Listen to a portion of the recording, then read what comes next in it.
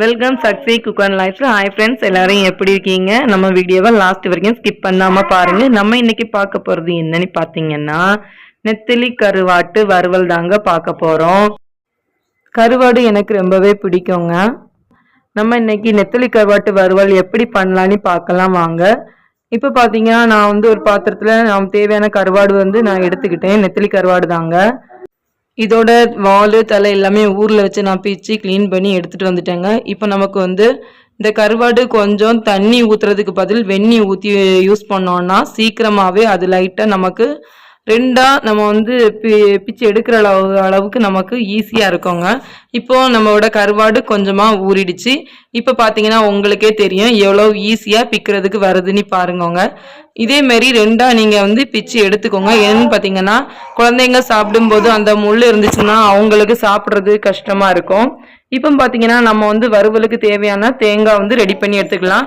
கொஞ்சமாக தேங்காய் எடுத்துக்கிறேன். அது கூட கொஞ்சமாக 2 உள்ளியும் கொஞ்சம் ஜீரகம் எடுத்து நான் ஒரு சுத்து விட்டு நான் எடுத்துருக்கேன். எப்படி அரைச்சிருக்கேன்னு பார்த்துக்கோங்க. ரொம்ப மைப்போல அரைக்க வேணாம்.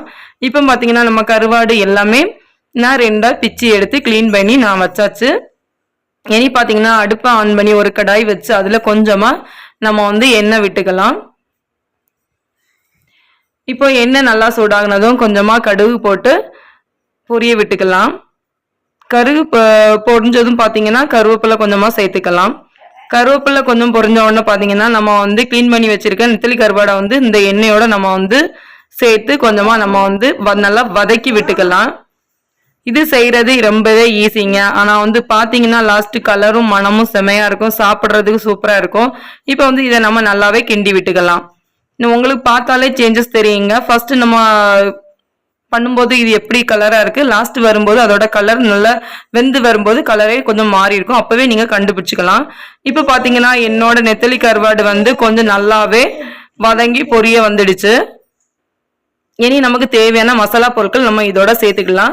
அரைச்சி வச்ச தேங்காயை நம்ம இப்போ அதோட ஆட் பண்ணிக்கலாம். 1/4 டேபிள் ஸ்பூன் மஞ்சள் பொடி சேர்த்துக்கலாம். 1 டேபிள் ஸ்பூன் உப்பு சேர்த்துக்கலாம். 1/4 டேபிள் ஸ்பூன் வத்தல் பொடி சேர்த்துக்கலாம்.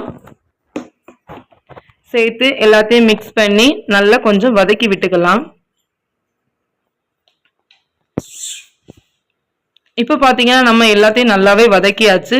இன்னும் கொஞ்சம் பொன்னிறம் வரது வரைக்கும் அந்த நெத்திலி கருவாடு தேங்காய் எல்லாமே வறண்டு வரணும். இப்போ பார்த்தீங்கன்னா நமக்கு தேவையான அளவு நெத்திலி கருவாடு ரெடி ஆயிடுச்சு.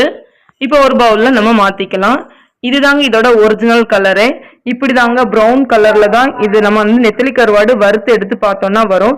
இது 2-3 நாளைக்கு எதுவும் ஆகாது, கெடவும் செய்யாதுங்க. நம்ம நல்ல பொன்னிறமா வறுத்து எடுக்கிறதுனால ரொம்ப நல்லாவே இருக்கும். குழந்தைங்கள் முதல் பெரியவங்க வரை எல்லாருமே விரும்பி சாப்பிடுவாங்க. நீங்க ஒரு நாள் நெத்திலி கருவாடு வாங்குனீங்கன்னா இதே போல நெத்திலி வறுவல் செய்து பார்த்து எனக்கு கமெண்ட் பண்ணுங்க, லைக் பண்ணுங்க, ஷேர் பண்ணுங்க, சப்ஸ்கிரைப் பண்ணுங்க. தேங்க்யூ.